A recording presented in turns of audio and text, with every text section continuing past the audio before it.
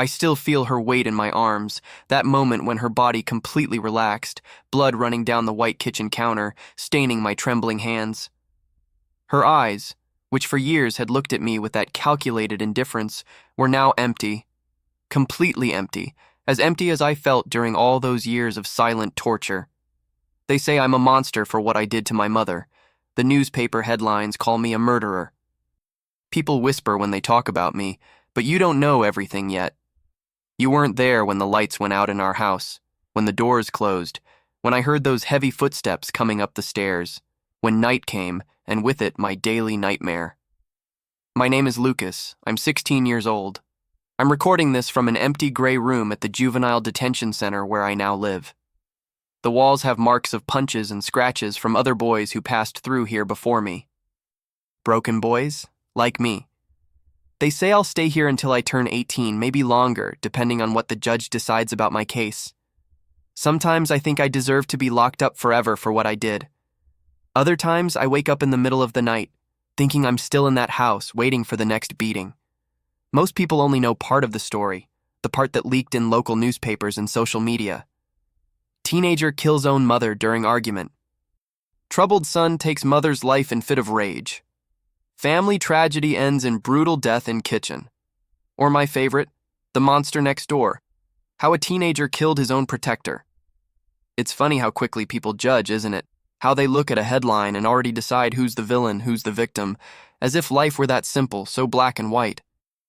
As if 16 years of history could be summarized in a catchy phrase created by someone who never set foot in my house, who never saw what happened when the doors closed. But the truth is that there are many shades of gray in this story. So many that sometimes even I can't distinguish where right begins and wrong ends. What I do know is that I spent years being broken, piece by piece, by people who should have protected me. I'm here to tell what really happened. Not to justify myself or ask for forgiveness. I stopped expecting that a long time ago. I'm here because I think my story needs to be heard, because maybe, just maybe, it can prevent other people from going through what I went through. For other parents to think twice before turning their children into punching bags. For other mothers to think twice before closing their eyes to abuse. For other people to think twice before ignoring the signs. Before continuing, I want to make it clear that I'm no saint. I never was. I did something terrible, something that can't be undone. My mother's life won't come back, no matter how much I regret it. I feel the weight of this every day. I wake up with it and go to sleep with it. It's engraved in my brain like the scars are engraved on my back, but I'm also not the monster they painted. And when you hear everything, maybe you'll understand why. Our house always seemed perfect from the outside, painted light yellow with a well-kept garden that my mother proudly displayed. My father, Robert, was a volunteer football coach in the neighborhood. Everyone admired him. A family man, they said. So dedicated to the youth, they commented. My mother, Helen, always elegant, always concerned with appearances. Perfectly dyed hair, always manicured nails, expensive clothes bought with the credit card she hid from my father. My sister Sophie, 12 years old, the model student, the girl who played piano at family gatherings, who won medals in math Olympiads. And me, well, I was just Lucas, the troubled son, the one with mediocre grades, the one who didn't excel in any sport, the one who didn't bring pride. Nothing special. At least that's what they always told me. Why can't you be more like your sister? That was the question I heard most. But behind that well-painted front door, behind those always well-closed curtains, there was another reality.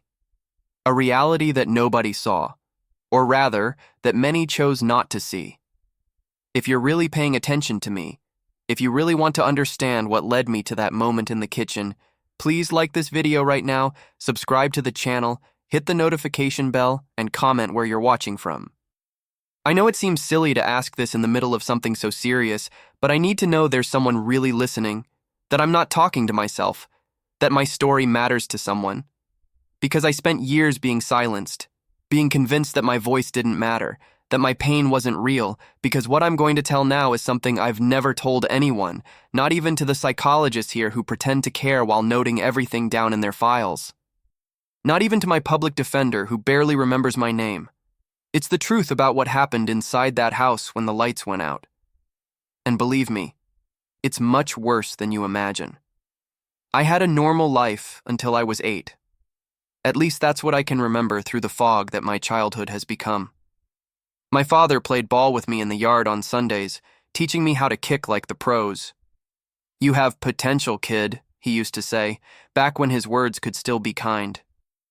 My mother helped me with homework, patiently explaining math at the kitchen table. She made chocolate chip cookies when I got good grades. The sweet smell filled the entire house. We were a family like any other in the neighborhood. Middle class, mortgaged home, 2 children, a yellow Labrador named Max who was hit by a car when I was 9. Vacations once a year at the beach, always at the same resort. Good and affordable, as my father proudly said. Barbecues on Sundays with uncles and cousins. Normal, you understand? I had a room with superhero posters on the walls, had friends at school, laughed loudly, slept without fear. Robert, my father, worked at a construction company. He was an engineer, respected by colleagues, always called to solve the most complex problems. On weekends, he coached the neighborhood football team, volunteer work he loved, and gave him status in the community. People called him Coach with that tone of respect, you know? He was charismatic, told jokes at meetings, was always the center of attention. No one would imagine that those same hands that applauded kids' goals would be capable of leaving deep marks on his own son's flesh. Helen, my mother, worked part-time at an expensive clothing store in the mall. The rest of the time, she spent taking care of the house, always concerned if everything was clean and tidy for when we had visitors. She had a group of friends who came for coffee on Thursdays. They talked about decoration, about children, about husbands, comparing their lives like jewelry. And my mother always needed to have the brightest jewel, even if it was fake. Sophie was born when I was 4 years old. Since she was little, she was the princess of the house. Smart, pretty, polite, perfectly combed brown hair, always impeccable uniforms, notebooks organized with colored pens. My parents' pride. When she played piano at family parties, everyone stopped to watch. When she brought home her report card with maximum grades, my father lifted her onto his shoulders like an Olympic champion. I wasn't jealous of her, actually. I loved her. She was my little sister. I protected her at school, played with her at home, taught her how to ride a bike. We were close, at least in the beginning, before she also learned to see me as the family problem. The change was gradual, so gradual that I didn't even notice when exactly it started. Maybe it was when my father lost a big project at work and was passed over for the promotion he was expecting. Or maybe when my mother was promoted to store manager and started working more hours, leaving my father insecure about his role as provider. I don't know for sure. I just know the atmosphere at home began to change, like the heavy air before a storm. First came the arguments. My parents fought after Sophie and I went to bed, but I could hear through the thin walls. They fought about money, about the house, about work stuff. "You don't give me attention anymore," my father shouted. "You only think about work?" my mother retorted. "Someone needs to ensure we have enough. You've been stuck in that job for years." Then my father started drinking, not much at first, a beer after dinner, a whiskey before bed, but it kept increasing. He came home later, the smell of alcohol impregnated in his clothes, on his breath, his red and unfocused eyes, his mood increasingly unstable, oscillating between melancholy and fury in a matter of minutes. The first physical abuse started when I was 10. It was after a game of the team my father coached. It was an important game, the semi-final of a local championship. They lost 3-0. He came home furious, kicking furniture, slamming doors. I was in the living room playing video games. Oblivious to his mood, concentrated on passing a level. When he saw me there, wasting time with that crap, as he said, something exploded inside him. The first beating was with the belt. I remember every detail as if it were yesterday. The sound of the leather being pulled through the belt loops of his pants, the sound of the first strike cutting the air, the searing pain on my back, on my legs, each blow accompanied by words that cut as deeply as the leather. He said I was useless, that I would never be anything in life, that I was a waste of space, that he regretted having me. "Look at you playing this crap when you could be doing something useful." Strike. You lazy bum. Strike. Why can't you be like your sister? Strike. Waste of air that you breathe. Strike. My mother watched everything from the living room door, one hand covering her mouth, eyes wide. She didn't say a word, didn't try to stop it. When it was over, when my father finally got tired and left to drink more, she simply sent me to my room and told me not to tell anyone. Your father is stressed. This will pass, she said, as if talking about a passing headache and not a grown man beating a 10-year-old boy. That night, lying on my stomach because my back was raw, I cried silently until I fell asleep. I didn't understand what I had done wrong. I didn't understand why my father, who used to play ball with me, now hated me so much. I didn't understand why my mother hadn't defended me. It was just the beginning of my personal hell. But it didn't pass. In fact, it only got worse, like a disease that spreads when left untreated. From that day on, beatings became common, almost predictable in their regularity. Any reason was enough. A low grade in school, a glass accidentally broken, forgotten homework, an answer he considered rude, which was usually just me trying to defend myself or explain something. Sometimes he didn't even need a reason. It was enough for me to be in the wrong place at the wrong time. Usually at night when he came back from the bar, staggering through the corridors, looking for someone on whom to dump his accumulated anger. And it wasn't just the slaps or the belt. It wasn't just the bruises that I hid with long-sleeved clothes even in the heat. It was the words that lodged deep in my mind, that became the voice in my head. Useless, failure, stupid, trash, waste. Day after day, night after night, like a mantra that he repeated while beating me. A mantra that I ended up believing. Because if your own father tells you something enough times, how can you not believe it? If the person who should love you the most in the world hates you so much, how can you not think that you deserve that hate? My mother, she knew everything. At first, I thought she was afraid of him too, that she didn't defend me because she feared becoming the next target. She flinched when he yelled, looked away when he raised his hand. I thought we were both victims, both prisoners of that man and his fury. Later, I discovered it wasn't quite like that. One night, when I was 12, I overheard a conversation between them. I was at the top of the stairs, hidden in the shadows, with another set of fresh bruises on my back. They were in the kitchen, thinking I was asleep. My mother's voice was low, controlled, but I could hear the tension in it. "Robert, you need to be more discreet with that," she said. "With what?" he replied, his voice already slurred by alcohol. "With Lucas. The neighbors might hear, you know. Marcia asked me yesterday if everything was okay. She said she heard screams." "So what?" "He's my son. I raise him how I want." "That's not it. It's that he might show up with marks at school. The teachers might notice. You know what happens to parents who are reported, don't you? You know what people will say? The respected coach who beats his own son." It wasn't concern for me. It was concern for appearances, for what others would think.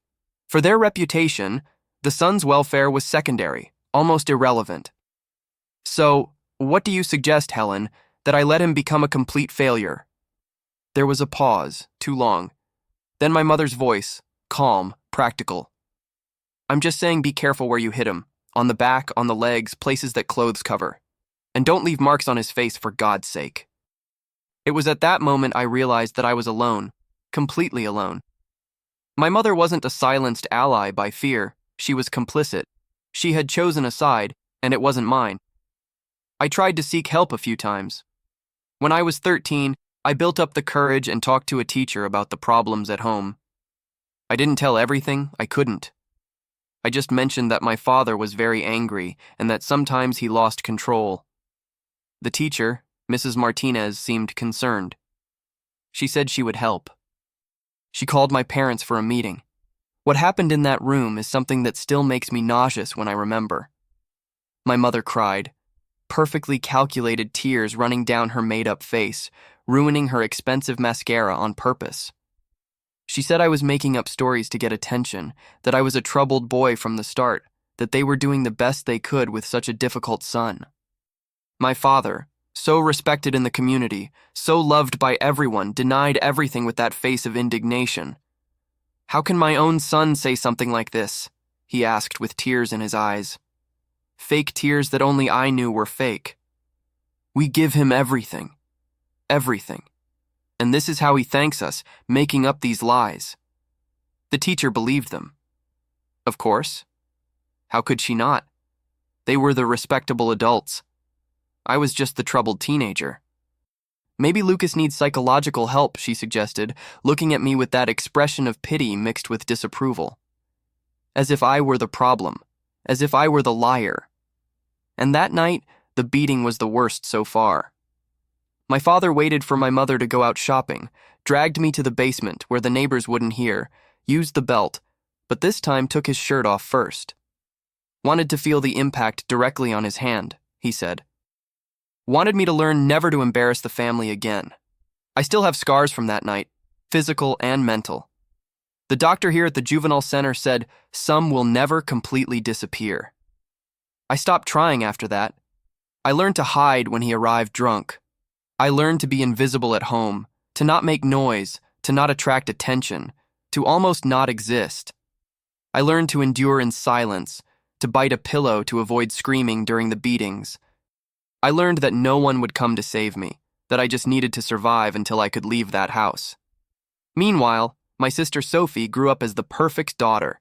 Good grades, good behavior, extracurricular activities, piano on Saturdays, swimming on Wednesdays, French lessons on Sundays. She was rarely the target of his anger. In fact, he adored her, called her my princess, displayed her medals and trophies to visitors, smiled proudly when she played the piano. The strange thing is that even seeing what happened to me, she never said anything, never defended me. At the beginning, when she was younger, she cried hidden when she heard the beatings. Sometimes, afterwards, she would come to my room and sit on the edge of the bed in silence while I cried. But as she grew up, she seemed to accept our parents' narrative, that I deserved it, that I was the problem.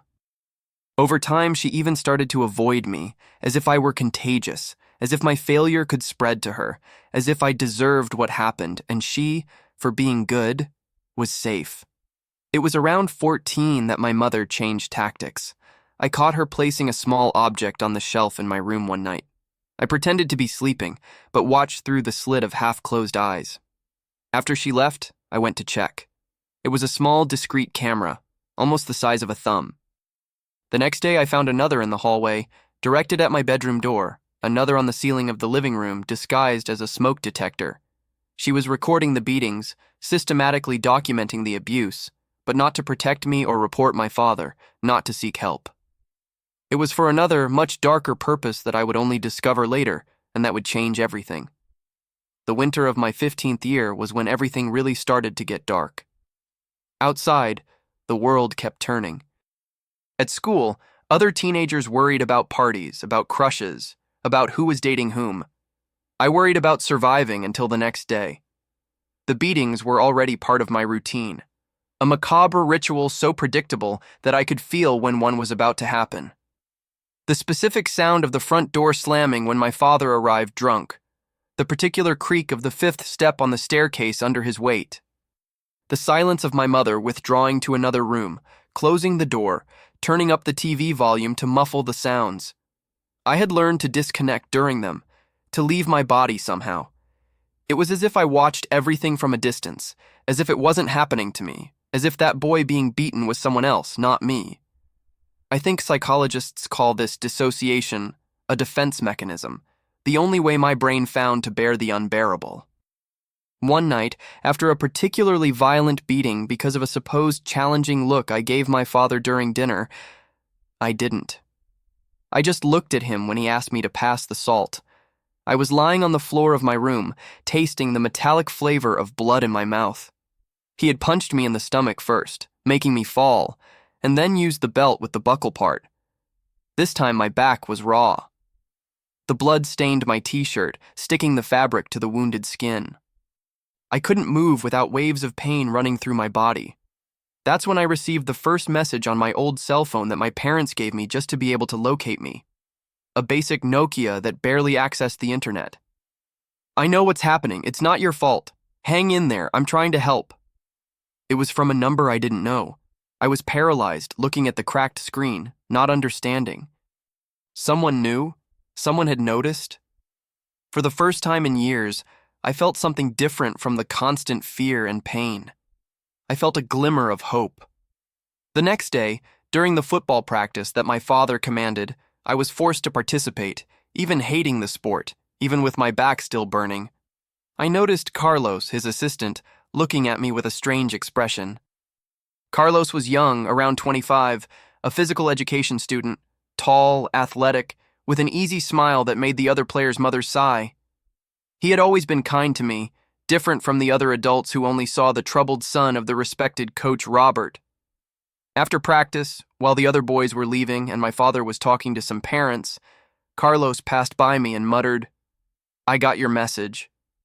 Only then I understood. I hadn't sent any message. Someone had used my cell phone to contact Carlos asking for help. Later I discovered it had been a schoolmate who suspected what was happening and borrowed my phone when I left it in my backpack during gym class. One of the few acts of genuine kindness I experienced at that time. Carlos started sending me messages regularly, guidance on how to protect myself, on how to document the abuse, on institutions that could help me. "Never delete these messages," he wrote. "I'm gathering evidence. I know someone at Child Protective Services. We'll get you out of there." He explained how to create a detailed diary of the aggressions: date, time, the supposed reason, what was used, where the blows hit. He guided me to take photos of the bruises when possible, to secretly record audio. "It's not your fault, Lucas," he frequently wrote. "Nothing your father says about you is true. You don't deserve this. No child deserves it." It was the first time in years that someone told me these words, that someone validated my pain, treated me as a victim and not as a problem. It was the first time in years that I felt a glimmer of hope that maybe, just maybe, I could escape that hell. But things at school were getting worse. I was always quiet, reserved, didn't have many friends. Just Diego, who I'd known since childhood and who lived on the same street. We spent time together since we were little, riding bikes, playing video games, doing schoolwork. He was the closest I had to a confidant. I never told him everything, but I think he suspected. Sometimes, when I couldn't hide the marks with clothes, I made up stories about having fallen or getting hurt at practice. Hit the goalpost, fell during the game, got hurt in gym class. Diego pretended to believe, but I saw in his eyes that he knew they were lies. My eyes always turned to the ground, my shoulders hunched, my tendency to startle with sudden movements or loud voices. All of this began to attract attention. The teachers noticed my withdrawal, my falling grades, my always distant look, as if I were somewhere else. There was a literature teacher, Mrs. Ramirez, newly arrived at the school, who seemed to really care about me. She noticed when I lost focus in class, when I flinched at the sound of a slamming door, when I did tasks with my left hand because the right was too hurt to write. One day she asked me to stay after class. My heart raced. I thought I was in trouble, that it would be another reason for a beating at home. "Lucas," she said when we were alone in the room, "I've noticed that you've been different in recent weeks." I kept my gaze fixed on the floor as I had learned to do. "Don't answer. Don't provoke. Don't give reasons." I'm fine, teacher," I murmured. She came closer and asked about the bruises on my wrist that appeared when my sleeve came up while I was writing. They were finger marks where my father had gripped tightly while dragging me to the basement the night before. I panicked, said the first excuse that came to mind, the same as always. I said I had gotten hurt practicing sports, that I was clumsy, that it was nothing. "Lucas," she said, her voice gentle but firm, "can you trust me? If something is happening, if someone is hurting you, I can help. There are people who can help." Something inside me broke at that moment. A dam that had held back years of pain, fear, despair. I started crying, couldn't stop. It was as if years of contained tears were overflowing all at once. Mrs. Ramirez hugged me, and I told her. I told her about the beatings, about the words, about the constant fear. I told her how my mother knew and did nothing. I told her about the years of abuse, about the scars on my back, about the nights when I wished not to wake up the next day. She listened to everything, silent tears running down her face, too. When I finished, she held my hands in hers and promised that she would help me, that she would talk to the right people, that I didn't need to be afraid. "You're brave, Lucas," she said. "Very brave for enduring all this, and for trusting me now. We're going to make this stop." For the first time in years, I felt that someone really cared, that someone believed me, that someone saw the hell I was living in. The next day, I was called to the school counselor's office.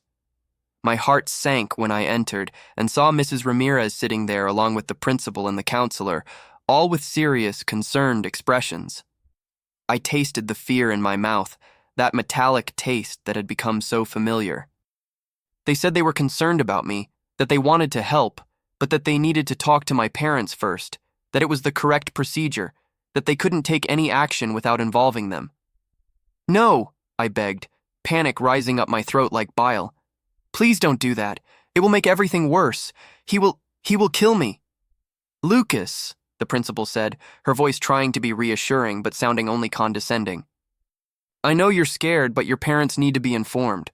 If what you said is true, there are procedures we need to follow. And if it's not, well, your parents need to know what you're saying about them." If.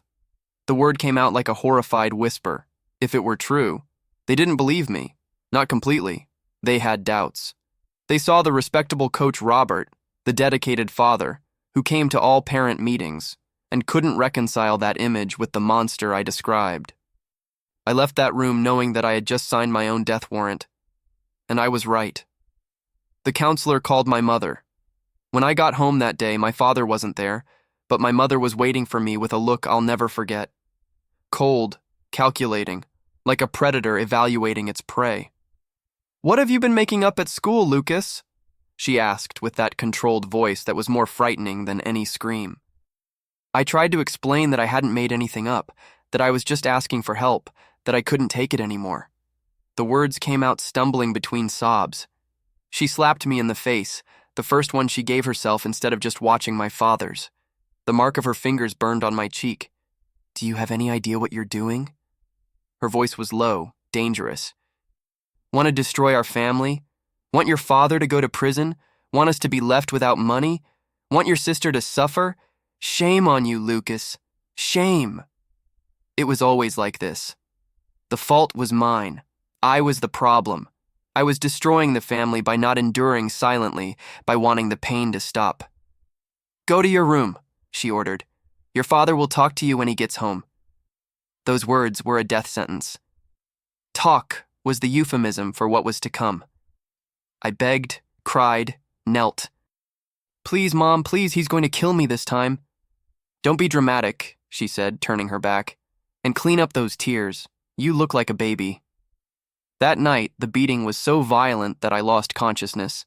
My father arrived drunk, furious with what he had heard from the school. He dragged me to the basement, away from the neighbors' ears. He used the belt, used his fists, used his feet. Beat me until he got tired, until his own sweat mixed with my blood.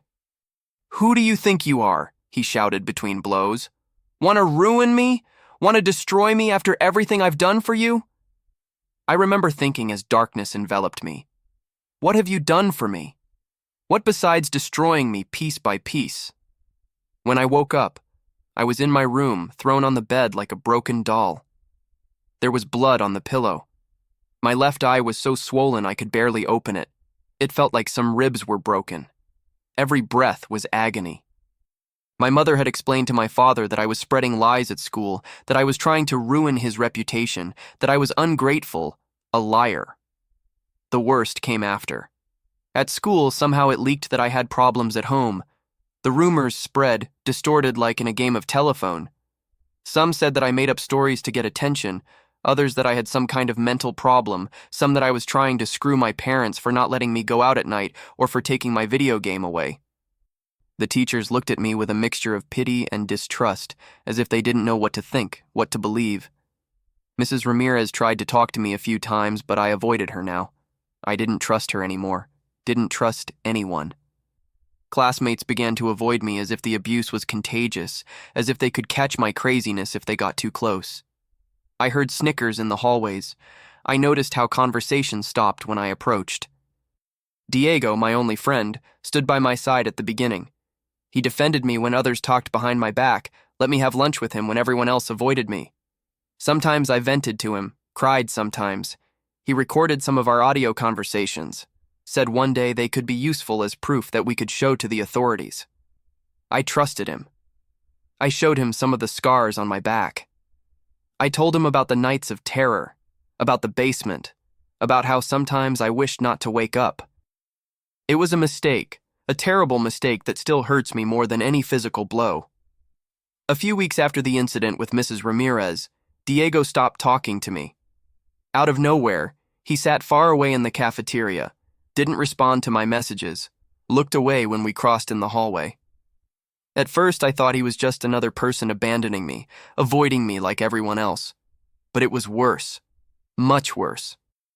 I discovered that he had shown our audios to other classmates, not as proof of what I was going through, not to help me or get support, but as a joke, as entertainment. Look at Lucas crying like a baby, they said. Look at him making up that his dad beats him. The audios circulated throughout the entire school. I could hear the laughter in the hallways when I passed by, the whispers, the cruel imitations of my crying. "Hey Lucas, did your dad beat you today?" a boy asked in the locker room, laughing, making others laugh. "Or did you just fall down the stairs again?" Diego's betrayal was one of the hardest blows, worse than any physical beating. I lost the only ally I thought I had, the only person outside that hell that was my house whom I trusted. And he had turned my pain into a joke, my suffering into entertainment. Meanwhile, Carlos continued sending me supportive messages. He was the only ray of light in the darkness my life had become. He had gathered information about child and teen protection services, about how to make an anonymous report. He was preparing everything to help me get out of that situation. "Just a little longer, Lucas," he wrote. "I'm almost ready. I have almost all the evidence we need. I'm going to get you out of there, I promise." But then, Carlos disappeared from one day to the next, stopped coming to practices, stopped responding to my messages. My father said he had moved to another city due to personal problems. The messages stopped. I called his number several times, but no one answered. The hope that had begun to grow inside me withered like a plant without water. Only later did I discover what had really happened to Carlos. And this discovery would change everything. It would be the catalyst for what was to come. At home, the situation continued to worsen. The beatings were almost daily. Now, my father seemed to have lost any remnant of control. Any pretext served. A look, a word, a sigh, or nothing. Sometimes he simply needed to vent his anger on someone, and I was the perfect target, the human punching bag. My mother stopped pretending she cared. In fact, sometimes she suggested to my father that I needed discipline for something I had done or failed to do. "Robert, did you see that Lucas talked back to me today? I think he needs to learn respect." Or, "That son of yours left his backpack in the living room again. How are we going to have visitors if he doesn't learn to be organized?" It was as if they worked as a team now. She pointing out the flaws, he applying the correction. A perfect cycle of abuse, synchronized like a macabre dance. I began to notice that Sophie, my sister, changed rooms whenever the violence started. She closed her bedroom door, turned up the music volume or put on headphones. She pretended it wasn't happening, that she didn't hear the blows, the screams, the crying. When I tried to talk to her once, ask for help, beg that she at least tell someone what was happening, she just looked at me with those cold eyes that were beginning to look too much like our mother's. "Stop provoking Dad, then," she said, as if it were obvious. "You always do something to irritate him. Just stop being yourself for a while. Stop being myself, as if my very existence was the problem, as if I deserved the violence just for existing." That's when I began to think of ways to escape, to end it once and for all. I thought about running away, killing myself. Anything that would interrupt the cycle of constant pain and fear. I ran away from home twice. The first time, I stayed on the street for a night, sleeping in a park, huddled in a playground structure, trembling from cold and fear. But I had nowhere to go, no money, no plan. I returned the next day, hungry, exhausted, defeated. The beating was so violent that I couldn't go to school for 3 days. My mother called saying I had the flu. The second time I went to the bus station, thinking of taking a bus anywhere, far away where no one would know me, where I could start over, where no one would know that I was the problem kid, the kid who deserved to be beaten. I had gathered a little money that I took secretly from my mother's wallet, cents at a time so she wouldn't notice. But a police officer approached me at the bus station, asking what a teenager was doing alone at that hour. He called my parents. My father arrived crying, crocodile tears running down his alcohol-flushed face, telling the officer how worried he was, how his troubled son gave them so many headaches, how they had sought help, but nothing seemed to work. The officer gave me a lecture about respecting parents, about how they just wanted the best for me, about how I should be grateful to have a family that cares. He sent me home with my abuser, handing me back to hell, from where I had tried to escape. The beating that night. I still have nightmares about it. My father used the belt until it broke. Then he used a broomstick. When that also broke, he used his fists, his feet. I lost consciousness several times. When I woke up, I was in the basement, lying in my own blood and urine. I had wet myself in fear during the beating, which only made my father more furious, calling me a baby, weak, pathetic. I stayed there for hours, maybe a whole day without food, without water, without a bathroom. When they finally let me come upstairs, my mother looked at me with disgust and said I needed to take a shower because I stank, as if the smell was the problem. Not the bruises that covered every inch of my body, not the fact that I could barely walk. It was around this time that I discovered the darkest secret of my house. The secret that would change everything, that would transform my despair into something colder, more calculating, something I never imagined I could become. I was looking for anything I could use as evidence, as Carlos had guided me before he disappeared. Anything I could show to authorities that could make someone, anyone, believe me. I searched my parents' room when they weren't around. In the back of my mother's closet, behind expensive shoeboxes and designer purses, I found a locked box. I managed to open it with a paperclip, as I had learned in an online video. Inside was an external hard drive and a folder with documents. On the hard drive, I found videos, dozens of videos of the beatings. My mother had hidden cameras throughout the house, in my room, in the hallway, in the living room, in the basement, and systematically recorded each assault. The videos were organized by date, some with notes like severe beating after school incident or Robert drunk, severe aggression.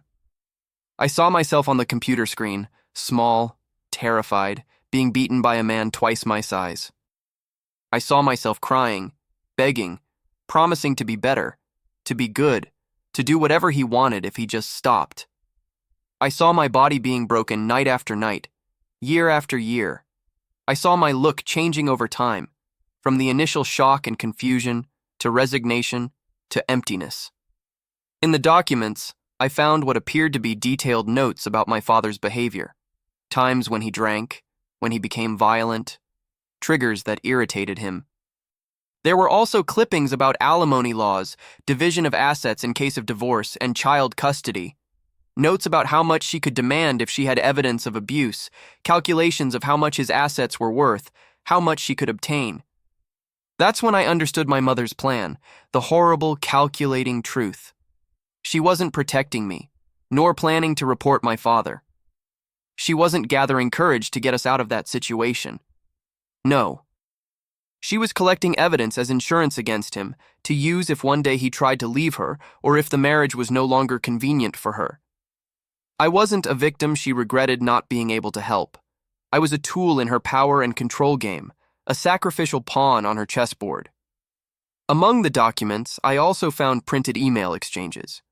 One of them was about Carlos. My mother had discovered that he was planning to make a report, that he had contacted Child Protective Services, that he was gathering evidence against my father. She informed my father that she had taken care of the situation. There weren't details about what had happened, but there was a small newspaper clipping, the kind that barely appears in local papers. Man found dead in apartment, suspected overdose. Carlos, the only one who tried to help me, dead. There was no doubt in my mind that my father was responsible, and my mother knew. She knew and didn't care. She had helped silence the only person who was trying to save me. That night I vomited several times. The nausea was so strong I thought I was going to die.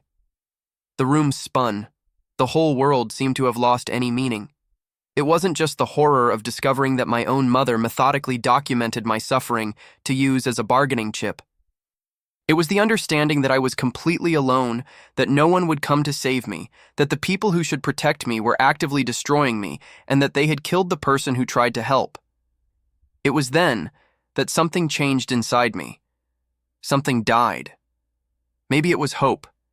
Maybe it was innocence. Maybe it was the part of me that still believed things could get better.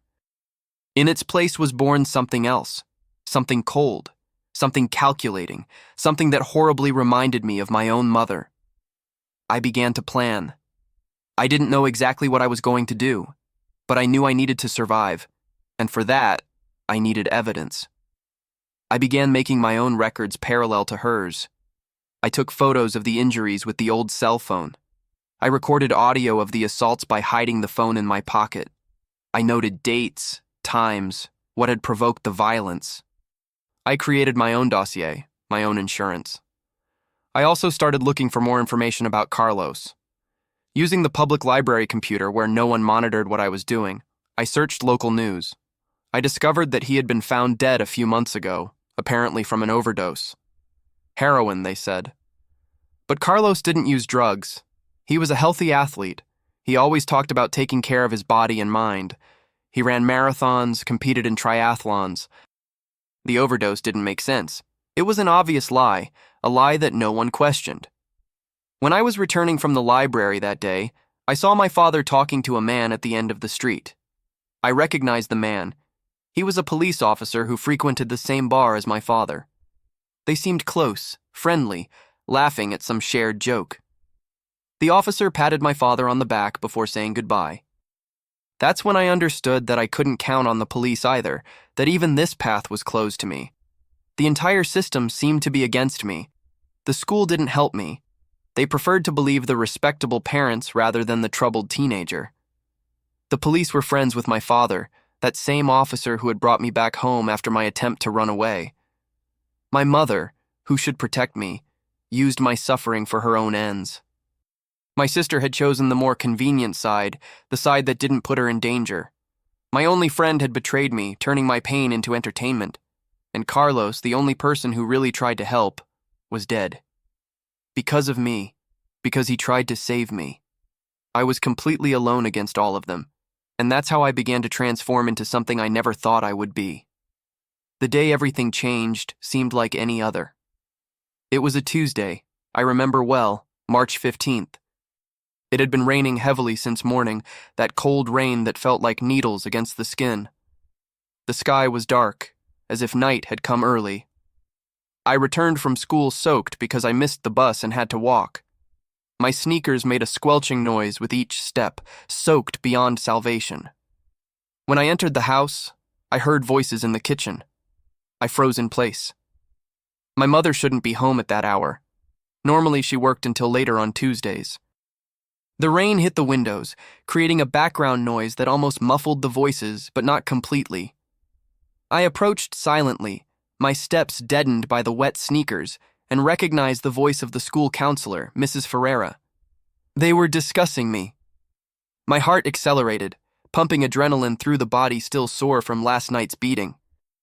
The counselor seemed genuinely concerned, mentioning my withdrawn behavior, falling grades, the bruises some teachers had noticed, the swollen eye that I had tried to explain as the result of being hit by a ball during gym class, the way I flinched at any touch, any approach.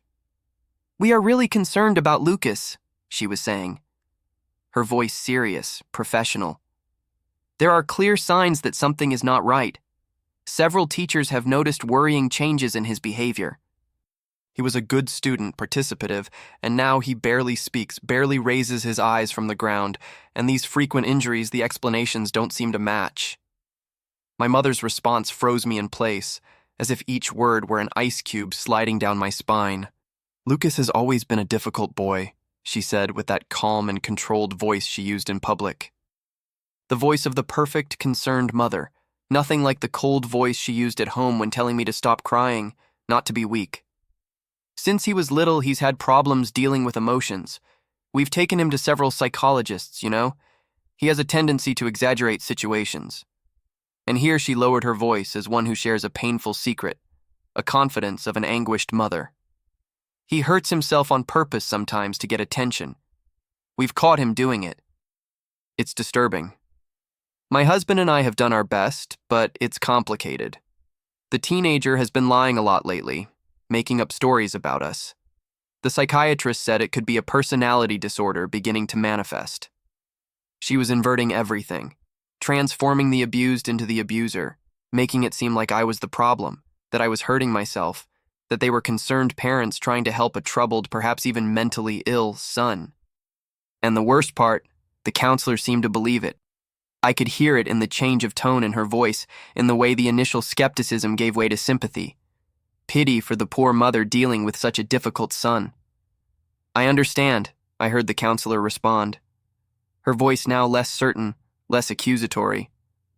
"I didn't know the situation was like this, but maybe it would be good to consider more intensive psychiatric monitoring. There are specialized institutions that could—" "We're looking at options," my mother replied, her voice choked by fake tears that I could perfectly imagine on her face. I had seen that same act many times. Even considering temporary hospitalization for his own good, so he can receive the help he needs. Hospitalization? They were planning to commit me, lock me up somewhere where no one would ever believe me, where they could drug me until I couldn't speak coherently anymore, where any report of abuse would be seen as just another delusion of a disturbed teenager. Panic rose up my throat like bile. I saw everything with crystal clarity. It was their next step: commit me, silence me once and for all, eliminate me from the equation. With Carlos out of the way, with the school convinced I was the problem, with the police in my father's hand, psychiatric hospitalization would be the final blow, the definitive burial of the truth. I went up to my room in silence, my mind in turmoil. The rain was hitting hard on the window, mixing with the sound of my racing heart. I needed to do something now, before it was too late, before they locked me up and threw away the key. I had nothing more to lose, absolutely nothing. I had already lost my childhood, innocence, trust, hope. What more could they take from me? I took the external hard drive that I had found weeks before in my parents' room and hid it in my backpack along with a copy of her notes I had secretly made. I gathered some clothes, the little money I had saved, the old cell phone. I was ready to run away again, but this time with a better plan. Not to the bus station, where they could easily find me. I would go to the neighboring town, to the Child Protective Services headquarters, to some authority who didn't know my father, who didn't frequent the same bar as him. I would show the evidence, the videos of the beatings, my mother's notes, the marks on my body. Someone would have to believe. I was about to leave through the window when I heard my bedroom door open. I hadn't locked it. I learned long ago that locked doors only made my father more furious. They resulted in worse beatings. It was my mother, her hair perfectly arranged, makeup intact, despite the supposed tears shed minutes before in the kitchen. By her eyes, I knew immediately that she had seen me listening to the conversation, or maybe it was the backpack in my hands that gave me away. "What do you think you're doing?" she asked, looking at the backpack, at the open window, at me. "I'm leaving," I replied, trying to sound braver than I felt, even with my voice trembling. "And I'm taking this with me." I showed the hard drive. Her face changed. I saw fear in her eyes, quickly replaced by something cold and calculating, the mask of the concerned mother falling, revealing what was underneath. "You're not going anywhere," she said, closing the door behind her. "And you're going to give that back to me now." "I know what's on these videos," I said, taking a step back, away from her. "I know you record everything. I know you do nothing to protect me. I know about Carlos, too." She didn't seem surprised that I knew. Maybe she already suspected. Maybe she simply didn't care anymore about pretending. You don't understand anything, Lucas, she said, taking a step in my direction. Her voice still controlled, but with a note of urgency now. You think I'm doing this out of malice? You think I like seeing what happens? I'm protecting our family, protecting you and Sophie. Protecting me? My voice rose, trembling with incredulity, with anger repressed for years. You watch him beat me almost every night. You film it. How is that protecting me? Life is not that simple, Lucas. You're just a boy. You don't understand how the world works. She took another step in my direction, hands extended, like someone trying to calm a frightened animal. If I reported your father, what would happen? He would go to prison. We would lose the house, the money, the health insurance, the car, everything. Where would you and Sophie go? To a shelter, to some temporary home where much worse things could happen. She spoke as if she were being reasonable, as if letting a son be regularly beaten was a logical and sensible decision, a necessary choice, as if material comfort justified the hell I lived in. You could have defended me, I whispered, my voice choked by tears that I refused to shed. Not in front of him. You could have done something, anything. I did, she responded coldly. I documented everything, every beating, every bruise, every incident. If one day your father crosses the line, if one day he... She hesitated, looking for the word. If he goes too far, I have evidence to ensure he pays. It's insurance, to protect all of us. To protect you, you mean? To ensure that if one day you want to divorce him, you have how to threaten him. To ensure you get everything, the house, the money, Sophie's custody. She didn't deny it, just looked at me with those empty eyes, that expression that said I was too foolish to understand the complexities of the adult world. Give me the hard drive, Lucas, now. Her voice was steel. Now all pretense of gentleness abandoned. I'm going to take it to the police. She laughed, a laugh without humor, dry as dead leaves. The police? Your father's best friend is a sergeant. Lieutenant Diaz, remember? The one who brought you back when you ran away? Do you really think they're going to believe you? A troubled teenager with a history of lies and self-harm that I just told the school about? Or the concerned parents, exemplary citizens who are just trying to deal with a difficult son? She was right, and that destroyed me inside. The entire system was rigged against me. Every door closed, every exit blocked. But I couldn't give up. Not now. Then I'll go to another city. I'll find someone who believes me. I'll show the videos, the marks, everything. You're not going anywhere, she repeated, advancing to grab the backpack. Her fingers closed on the fabric, pulling hard. I stepped back, holding firm.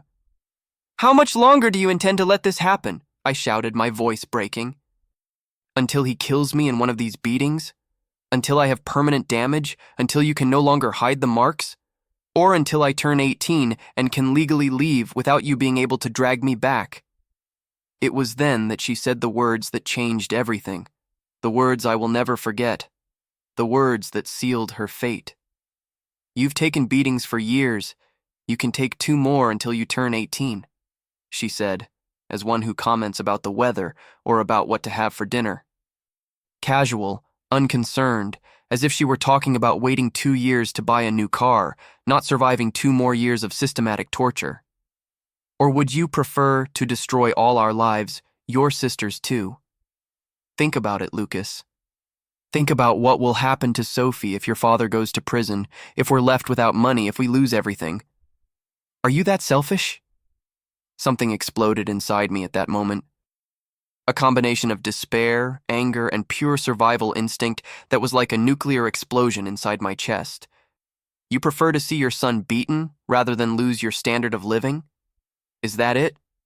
You prefer that I'm beaten almost to death every other day so that you can keep your manicured nails and your expensive purses, so that Sophie can continue having piano and swimming lessons. Don't be dramatic, Lucas.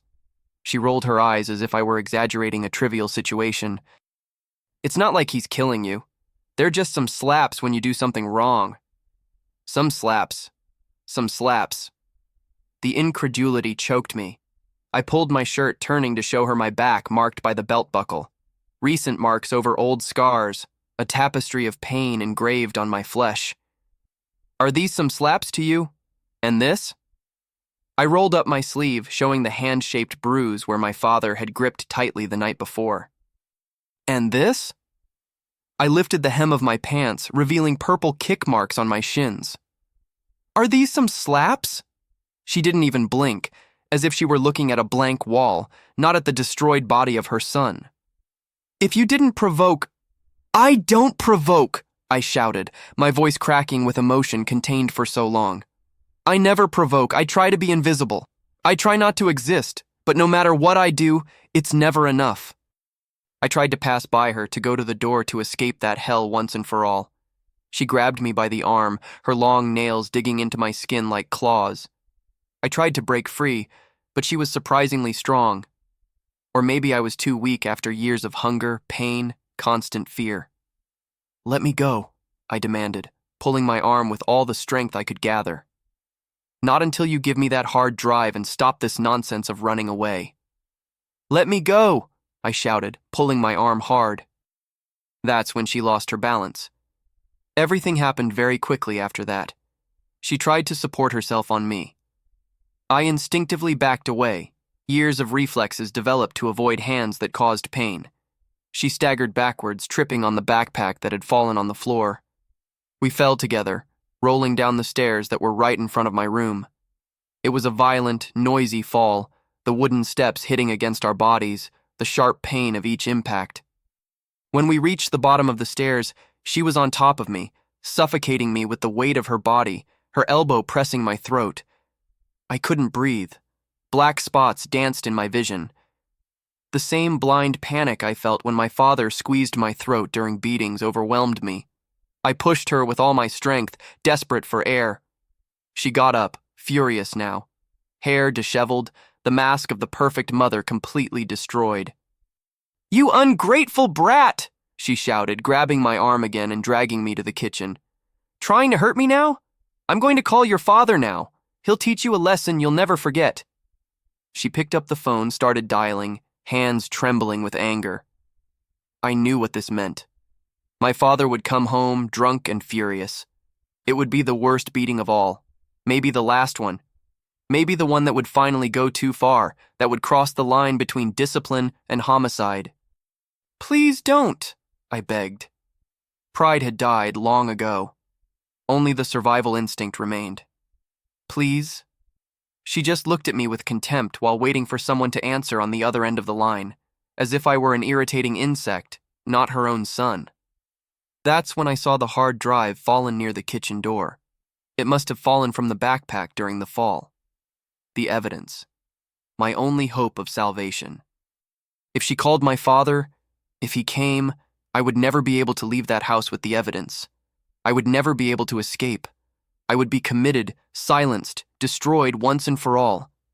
I tried to reach for the hard drive. She saw what I was doing and dropped the phone, advancing to stop me. We grabbed each other, fighting for control of the small device that contained years of documented torture. She was stronger than I imagined, or maybe it was just desperation giving her strength. Her nails scratched my arms, leaving red trails on already marked skin. You're not going to ruin everything, she grunted, trying to hold me against the kitchen counter. Not after all the work I've had to keep this family functioning, to ensure we have everything we deserve. What family? I shouted back, my voice hoarse from so much screaming, so much crying over the years. This is not a family, it's a prison, it's hell. At some point during the struggle, she lost her balance again, or I pushed her. Honestly, I can't remember clearly. The adrenaline, the fear, the accumulated anger of years, everything mixed in a confused blur. All I know is that suddenly she was falling backwards, her hands still grabbing my arm, pulling me along. I instinctively broke free. She staggered alone. Her head hit the corner of the granite counter with a horrible sound, a wet and dry sound at the same time, a sound that still haunts me in nightmares. There was a moment of absolute silence, as if the entire world had stopped breathing. She slid to the floor, an expression of surprise frozen on her face. Blood began to spread across the white kitchen floor, a vivid red, almost beautiful, against the immaculate white she was so proud of maintaining. Mom? I called, my voice suddenly small like a child's. like the boy I had been before everything became dark. "Mom?" She didn't answer. Her eyes were open, but empty. Different from the cold emptiness I knew, it was a complete, definitive emptiness. Final. I fell to my knees beside her in shock, hands trembling uncontrollably. I touched her neck, looking for a pulse as I had seen in movies. Nothing. I touched her face. It was still warm, but there was no response. There was no life. The blood was spreading, staining my jeans, my hands, like a silent testimony of what had just happened. That's when I understood what had happened. My mother was dead, and I was responsible. Time seemed to stop. I don't know how long I knelt there in her blood, unable to move, to think, to breathe properly. It could have been a minute or an hour. The world had reduced to that moment, that kitchen, that body on the floor. The sound of the front door opening brought me back to reality. It was Sophie returning from school. I heard her voice calling, "Mom, I'm home. It's raining so much outside that swim class was canceled." Then steps approaching the kitchen, light, innocent, and the scream. A scream I'll never forget. A scream that contained horror, shock, disbelief. Sophie was at the door, her backpack slipping from her shoulder, eyes wide with horror, looking at me, kneeling in blood next to our mother's body, hands stained red, a frozen expression of shock on my face. "What did you do?" she whispered, backing away, hands covering her mouth, her entire body shaking. "What did you do, Lucas?" "I didn't—" The words wouldn't come. My throat closed by shock, by the horror of what had happened. How to explain what had happened? How to make her understand? How to say it was an accident, that I didn't want this to happen, that I just wanted to escape? Sophie ran to the phone and called emergency services. Her trembling voice giving our address, saying our mother was injured, bleeding, that she seemed dead. Then she called our father. Everything happened very quickly after that. Sirens cutting through the air, blue and red lights flashing through the windows, illuminating the rain that was still falling outside. Police officers entering, guns drawn, shouting for me to step back, to put my hands where they could see them. Paramedics confirming what I already knew. Helen was dead. My father arriving, his face a mask of shock and fury when he saw the scene. I was still kneeling on the floor, in a state of shock, unable to resist when they handcuffed me. "You monster!" he shouted, trying to advance towards me while the officers held him back. Bloodshot eyes, alcohol breath evident even at a distance. "You killed your mother, you psychopath. I always knew there was something wrong with you. Always knew." I was taken to the police station, interrogated for hours. At some point, someone must have given me clean clothes because I was no longer wearing the blood-stained ones. But I don't remember that. I only remember the endless questions. The detective leaning over the table, staring at me with suspicion. "So you want us to believe it was an accident that you fought and she fell?" I told what happened. The discovery of the videos, the conversation with my mother, the fight, the accidental fall. At first, no one believed it. It was the same pattern as always. The troubled son against the exemplary parents, the disturbed teenager who finally reached the extreme. "I know it sounds crazy," I said, my voice hoarse from so much talking, so much explaining. "But it's the truth. My father was beating me for years. My mother knew. She recorded everything." "And where would these recordings be?" asked the detective. Skepticism evident. "On the hard drive. It should still be in the kitchen, probably." "That's why we were fighting. I wanted to take the evidence, show it to someone who would believe me." Then I mentioned the hard drive. "It was still in the kitchen, probably." The police found it along with my mother's cell phone, which had fallen during the fight. They saw the videos, years and years of abuse documented meticulously by Helen herself. They saw the notes, too, including those about Carlos. The investigation took a different turn after that. They exhumed Carlos's body. They discovered it wasn't an overdose. There were signs of asphyxiation. They found messages on his phone talking about reporting my father for child abuse. My father's fingerprints were found in Carlos's apartment. The police friend, Lieutenant Diaz, was also investigated, and they discovered he had helped cover up the case, quickly classifying it as an overdose without proper investigation. Sophie was interrogated too. At first, she denied everything. Said I was lying, that our parents were perfect, that I was the troubled one, the liar, the violent one. But when they showed her the videos, something broke. The world she had built for herself, where our parents were heroes and I was the villain, collapsed. She saw the truth she had chosen to ignore for years. She saw the beatings, the violence, the cruelty. She saw how our mother documented everything coldly, without intervening. She admitted that she knew, that she heard the beatings, that she saw the bruises, that our mother had convinced her to stay quiet, saying it was for the good of the family, that if she said something, our father could go to prison, we could lose everything. That keeping silence was the only way to secure her future. She had believed it, had chosen her comfort over my safety, over my life. My father ended up being arrested for assault, psychological torture, involvement in Carlos's death, and various other crimes that were discovered during the investigation. But I was also detained for my mother's death. The prosecutors reduced the charges from homicide to manslaughter, considering all the circumstances, the years of abuse, self-defense, the fight for the hard drive, the accidental fall. Still, I was sentenced to stay at the juvenile center until I turned 18, with the possibility of review, depending on my behavior and psychological progress. Sophie went to live with our aunt, my mother's sister, someone who had never cared about us before, who had never noticed the signs, who had never asked why I always wore long sleeves even in summer. I haven't seen her since the trial, where she testified confirming the years of abuse, but also saying that I always had anger management problems. I think that was her way of processing everything. Seeing me as the problem had always been easier for her. It divides the world into simpler categories, victims and villains. It's more comfortable than accepting the shades of gray, the painful complexity of the truth. The videos and audio leaked, of course. I don't know how, but pieces of them appeared on the internet, in school groups, in local newspapers. People saw what happened inside that house. They saw what my father did.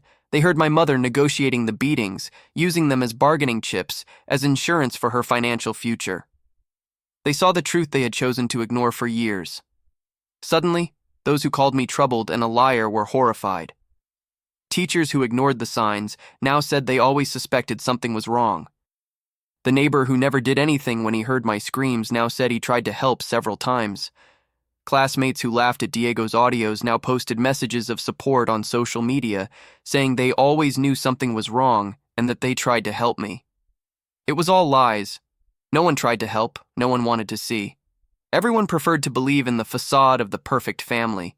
It was easier to ignore the signs, to look away, to pretend they weren't seeing the obvious.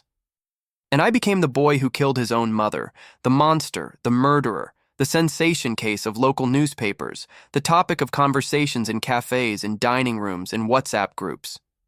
Few cared about the context. Few cared about the years of abuse, about her complicity, about the fact that it was an accident during a fight where I was trying to escape, about the fact that I was fighting for my life. It was easier to see me as a monster than to admit that everyone failed to protect a child for years on end, that everyone was complicit in one way or another in what happened in that house. 6 months in the juvenile center. Time passes differently here, without beatings, without screams, without constant fear. The nightmares still come every night. Blood in the kitchen, empty eyes, that cold voice saying, "You've taken beatings for years. You can take 2 more until you turn 18. The psychologist here, Dr. Marisa, tries to make me process everything. "It wasn't your fault," she repeats. I wish I could believe it. My father was sentenced to 20 years for abuse, torture, and for Carlos's death, the only one who really tried to help me. The evidence was incontestable. The videos that my mother recorded for years became his conviction and my salvation. Sophie lives with our aunt now. She doesn't respond to my letters. I don't blame her. It's easier to see me as a monster than to admit she knew and remained silent. I look at the scars on my back every morning, maps of pain that I will carry forever. But the worst scars are invisible. Trust destroyed, childhood stolen. The guilt that consumes me, even knowing it was an accident, even understanding that I was fighting for my life. When I think about the future, I see only fog. Who will give a chance to the boy who killed his own mother? The headlines don't tell the complete story. They never do. The truth is that there are no pure heroes or villains in this story, only broken people making terrible choices, causing irreparable damage. A system that failed, adults who turned their backs, signs ignored. If there's something I've learned, it's that silence kills. The silence of those who see and don't act. The silence of victims who are conditioned to believe they deserve the abuse. The silence of a society that prefers not to see what happens behind closed doors. One thing I know for sure. For the first time in years, I'm no longer afraid of the nights. I no longer need to cower when I hear footsteps in the hallway. I no longer need to fear the door opening, the belt being removed, the words that destroy the soul. The price of this liberation was too high. A life. And I will carry this weight forever. If you've made it this far and understood what I went through, if you really care about my story and aren't just seeking shock and spectacle, please like this video, subscribe to the channel, hit the notification bell, and comment what time it is where you are right now while you watch this. It's not just for the channel or the numbers, it's so that other stories like mine can be told, so that other people trapped in houses like mine know they're not alone. And if you know someone, a classmate, a neighbor, a family member who you suspect might be living in an abusive situation, don't stay silent. Don't be one more who saw and chose not to see, because in the end, what hurts the most are not the scars on my back. They are the wounds left by each person who could have helped and chose not to help.